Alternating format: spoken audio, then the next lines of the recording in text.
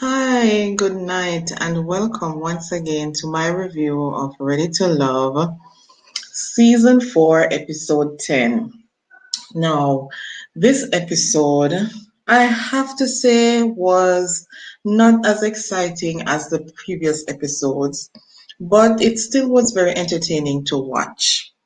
And I must say that, KG displayed a level of maturity, both him and Amber, in the way in which they dealt with the situation. One of the things that was clear to me was this whole thing about kissing somebody else. I mean, you're on a dating show, right? And you are expected to date other people. Alexis is not Amber's sister, right? Alexis is not Amber's friend in real life. So, what obligation does Amber have to Alexis for not kissing Ron? Maybe I am not getting something, but I really don't understand. And I get this continuing theme that it is somehow okay for the men to kiss other females, but not okay for the women to kiss other men. Come on, you're exploring your feelings to make sure that you are choosing the right person, and based on this show, it is allowed. Or I would assume that it is allowed that you're going to get close to people. And in getting close to people, of course, if you're dating, yeah, kissing is going to be a part of it. Just ask Jason Liz. Anyhow, this episode began with, of course, Amber apologizing to Alexis. And I had to ask the question, what was Amber apologizing for? Yeah, right? What really was Amber supposed to apologize for? Because Amber doesn't owe Alexis anything, right? And Alexis is the one who really is stupid in not trying to explore her relationships or connections with other men. But clearly, Alexis does not have any connections with any of these men, including AJ. I don't know why AJ is stringing Alexis along, but clearly AJ is definitely not into Alexis, and I will get to that point a bit later. But I was surprised with KG and Amber's conversation late into the night when he wanted to get some clarification about the interaction between Ron and Alexis. And then, out of the audacity of all things, here, KG come and ask, what should name Amber dear? So since he kissed Ron already, how comes I don't get any kiss? Why? Me never did really expect that from KG at all to be begging for a kiss, but I guess he seems to be very into Amber, and when you have the upper hand in a situation, of course, you are going to be the one who will have to submit to the other person because obviously KG has more feelings for Amber than Amber does for KG. That's the truth. Because we see Amber exploring other potential relationships with Joel and also with Ron. I can't remember if she had any other connections within the house, but obviously Amber is willing to explore, and Amber probably is younger than KG too. So I guess that is what it is. Alexis, however, I am very annoyed by her, right? And the fact that she seems to be begging AJ to love her. Insecurity is not cute. I don't know who it is cute for, but insecurity in whether male or female is not something that is desirable. So for Alexis to be going around begging AJ to pay her any mind, she even went and set up a date between her and AJ, whereas the men were the ones who set up the dates with the other females. She went ahead and set up a date with AJ, and AJ wasn't very overwhelmed by it. He seemed, like him just a wait pan a look pan him clock for say when Kyra going to come back home, or when how soon is this date going to end. He was very distant from her. If you can look at the body language when they were up in the tower, he was far away, wasn't really following what what's her name, Alexis was saying. Whereas We see AJ when he was actually in the tub with, Jason and and what's her name, and Kyra, and who was there again? Alexis. You saw where he was, listening to the conversation and paying attention and getting things from whatever that conversation was to compare to his own relationship with Kyra.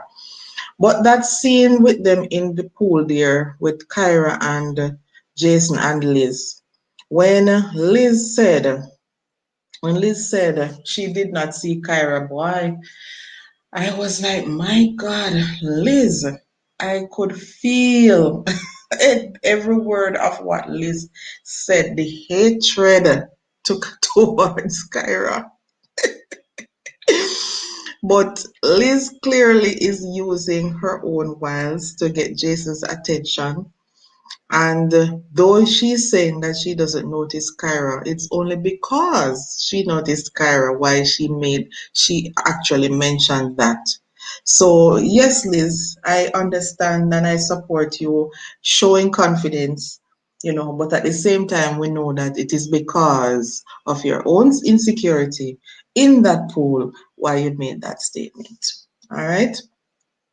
Jason, on the other hand, I could not stand Jason's behavior with, choosing Liz over Kyra in the end and saying that Kyra was being indecisive. Because for me, I think Jason is the one who, yes, was indecisive to begin with, right? Because from day one, we know that, of course, Kyra was into Jason. Until Kyra came to the house, she did not recognize that, Liz and Jason was in fact far along with their own relationship. I think that was the first time that Kyra was actually noticing it. So for you to come and say no, Jason, that Kyra has not chosen you being, you're not being genuine right there, so right? Because Kyra obviously has been saying that to the point to where no AJ is not even sure of his chances. So I think you were just being facetious right there. And it is because Jason has already in his mind chosen Liz as being his choice. Anyway, I think the table is going to turn for the next episode. The table definitely gonna turn, and probably Jason. It seemed like Kyra wants to work to send you home. All right, so I don't know what is going to really happen. Vernisha, she slept with Joel. And she wants us to believe that she and Joel did not do anything in the cookie jar. They didn't steal any of the cookie from the cookie jar. I don't think so, Vernisha. You can try to convince yourself. I don't think that no cookies were eaten that night. I think they were. I don't know what you guys think, but I think definitely between the two of them, something went down. And as I said in my last broadcast, that I believe Joel knows the type of effect he has on Vernisha, and so he uses Vernisha's attractiveness towards him to kind of control the situation. So of course, having seen that they slept the night now, that confirmed what I was saying, that Joel is the type of person who uses, his charm to get control of his woman. And so he either packs on the charm or he removes it in order to get you to do what he wants you to do.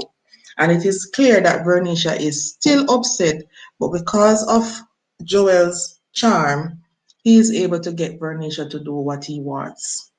And so you have to be very mindful of that about some of these men that you deal with, right? And I addressed that situation about the kissing, how some of the women seem to have to deal with consequences for kissing another man. but the men are never held, their feet are never held to the fire, right? When they in turn kiss other women, right? Because Joel, I know you don't. Well, I think Amber has already said it that that Joel actually kissed. What's his name? That Joel actually kissed her. But it's just stupid that the woman can't really kiss anybody else. Well, when this was the last part of the episode, when what's his name there now?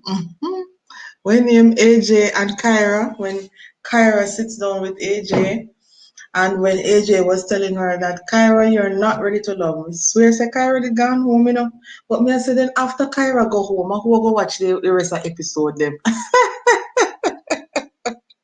Oh, like I said, I watch the rest of the episode. Them are people that just know exactly what they're working with, you know, and who we send home. This whole entire thing is manufactured. It don't seem genuine.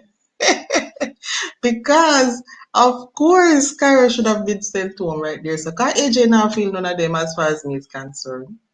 AJ now feel none of them. AJ just trying to stay in the game.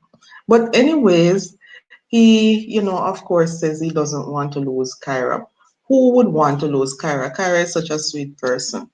I was hoping that Kyra would leave, but for the show's sake, I am glad that Kyra is remaining, right? Because definitely Kyra should have walked away because these men, they are not bringing what they are supposed to have brought, all right? And in the preview for next week's episode, we get to understand that, hey, when name there, this guy here, KG, I wonder if KG is the next virgin, the 40-year-old virgin, because he's saying that he's not ready to have sex until marriage. And if he has not been married previously, then is that saying that you never had sex before, dear? Amber's face at the end of it, when that announcement was made, I wonder, I really have to wonder if that is in fact the case, because that not sound too righteous. That not really sound too righteous, and that was in fact something that I have said before. As a female, would you be excited about dating someone, a male who is a virgin? Is that something that sounds desirable for females? I know for men that is an exciting idea or concept or thought that they will be the first. But for women, I don't think women really like that idea, of a man approaching them who has never had sex before. Tell me what you guys think. That is all I have for today. I'll be back again as soon as I can to discuss any other thing regarding this episode. That's all I have for now. Bye, guys.